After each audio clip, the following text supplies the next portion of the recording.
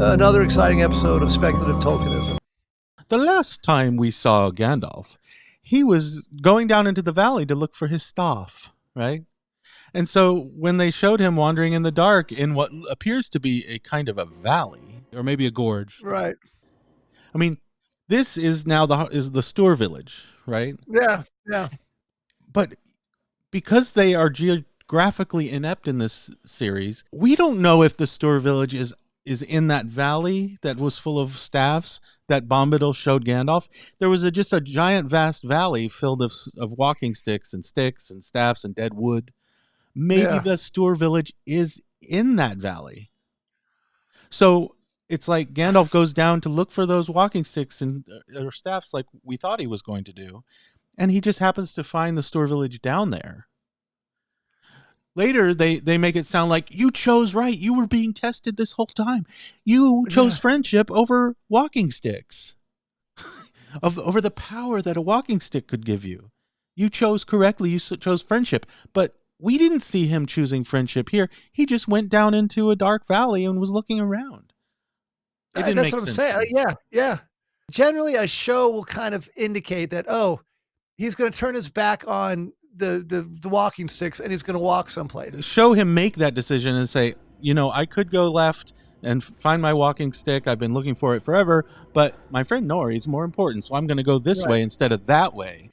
And he just runs into the dark wizard. You journeyed to Room, seeking answers, old friend. Follow me. Old friend. And you shall have them. Your past, your name, even your staff. This whole thing like, you'll find your name and your staff. Like, how does he know he's looking for his name and his staff? Right. But here's the old friend. Remember at the very beginning when you first see Saruman in the Fellowship? Mm-hmm. Like, I see you've come, old friend. You know what I'm talking about? Right. Yes. Yeah. It's definitely a Saruman-esque vibe, for sure. But the showrunners, they're making such a big deal out of this staff. It doesn't do anything. It doesn't get us anything. It doesn't have any weight of any consequence. I did not make the journey alone. 2 halflings gave me aid. Yeah. Eleanor Brandy. That's so stupid. He looks like there. He looks like Marty Feldman. Are safe. Come. It's like, he's like, they're safe, and meanwhile they have a dagger to their necks. Like, couldn't you have arranged that a little bit more? Poppy, Nori! Forgive me, old friend. I thought these nomads might help me find. Now it's like, is Saruman here really not completely in control of the situation, or is this a ruse? Like, it doesn't matter. It's like he offers him to like join forces, and to essentially replace Sauron, which is basically the offer that Saruman makes in Lord of the Rings. It's like he wants to be a co-conspirator or maybe even a successor of Sauron.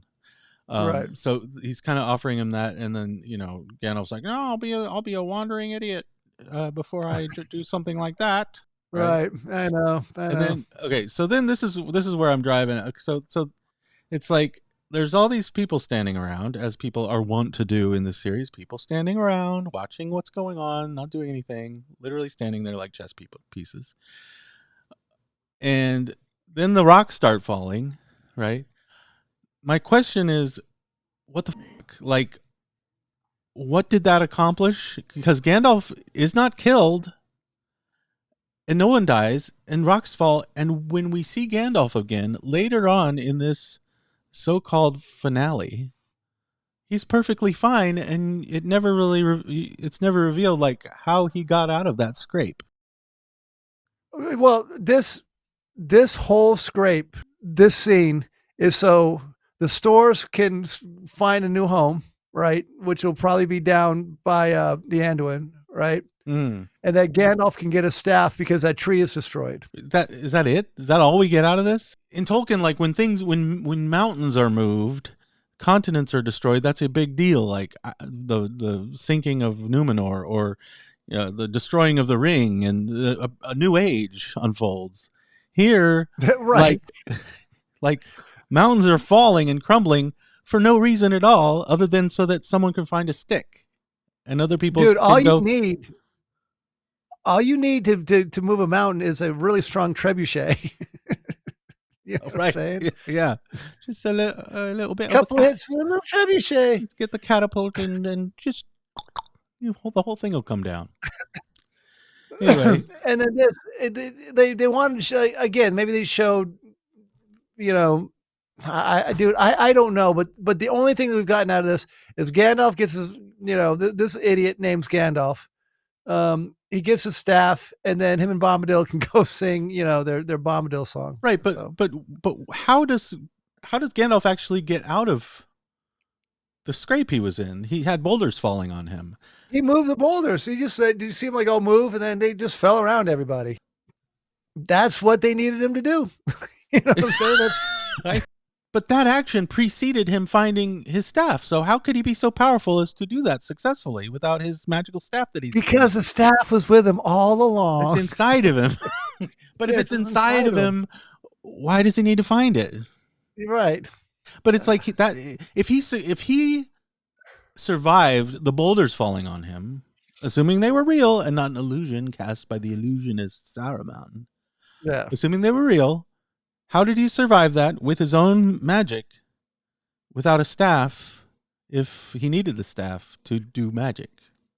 Because the plot needed him to live.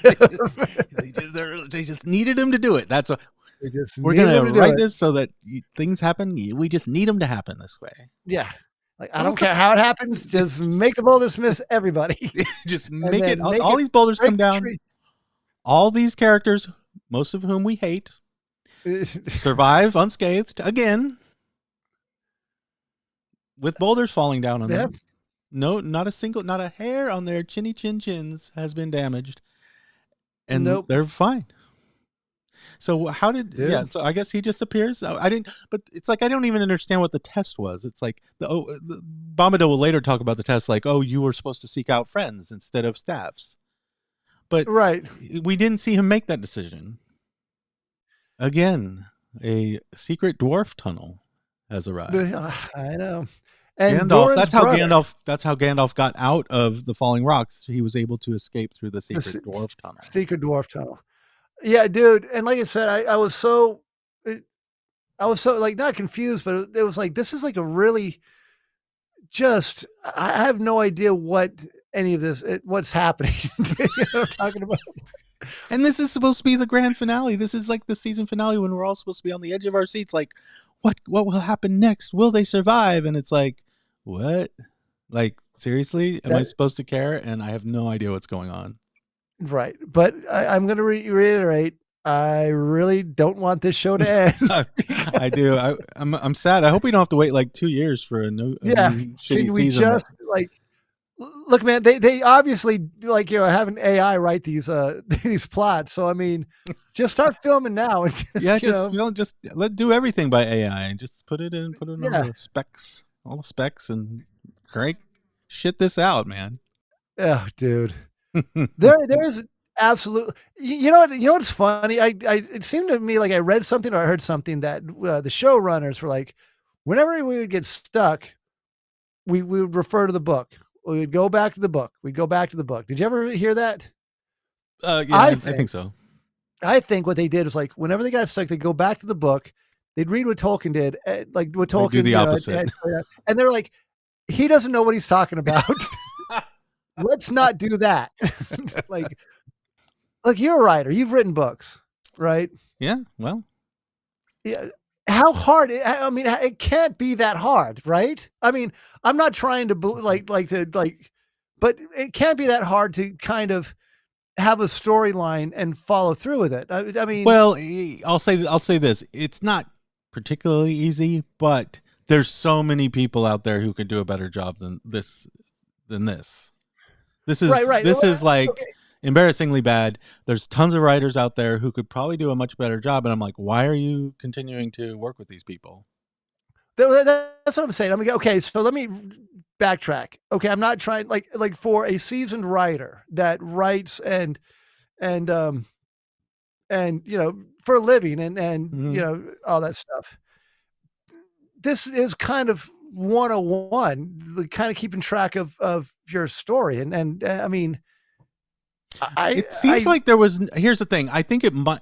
Maybe I'm wrong. This might all be a symptom of having one of the richest men in the world at the top of this whole operation, because then it's just about like there's a series of yes men under him and yes women under him, and I don't think he's directing it all, but there's this sense of like, oh yeah, this'll.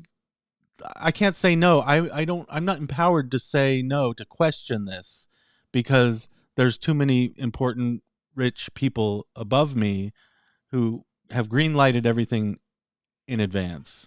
Maybe like actually all these names that are on the scripts here are just like ghostwriters, but the person actually writing this whole thing is Jeff Bezos, and this is just a vanity project for him. He yeah. wanted to try his hand in writing screenplays, and everyone's like, "Oh, it sucks," but he can't have his name on it, so he's got all these other people to like take the bullet Yo, for him. dude, that's like, okay, Jeff Bezos is like me if I had like $1 billion. Like, how hard can it be? I'm just gonna write something. Yeah, get it out there, Write something, Get it out there. How and then hard could I'll, it I'll be? just I'll just have the writers punch it up a little bit. Exactly. And no one wants to tell them no, and that's why it's this bad. That's one theory I have. So, Right. so Gandalf's finally walking around through this ruin. And again, this could be at the bottom of that big valley where all those sticks were. We don't know. It kind of looks like it could easily be that. So he hasn't actually made a choice. He's just down and wandering around as usual. Oh, and sorry, before we get to that, this farewell to Nori, I mean, she leaves in the most like pedestrian, literally, way, where they're supposedly best friends, and then she's like, "Well, I gotta go now. I'll Bitches. have a nice life."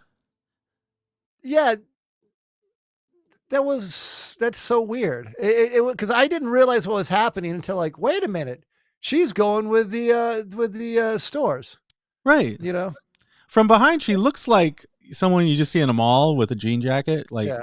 she doesn't look particularly like, I don't know. So it's just weird to see her like, well, bye. And I think what the real explanation for this is Melissa Kavanaugh or whatever, the actress, didn't want to be in the series anymore. So she's like, can I just leave?